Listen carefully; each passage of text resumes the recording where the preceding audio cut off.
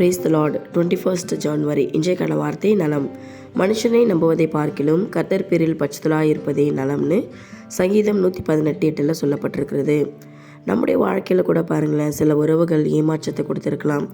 இல்லை நீங்கள் ரொம்ப நம்பியிருந்த அந்த பர்சன் அந்த நம்பிக்கையை இழந்திருக்கலாம். இல்லை அந்த நம்பிக்கைக்கு தகுதியே இல்லாதவங்களாக ஒரு நபராக இருந்திருப்பாங்க.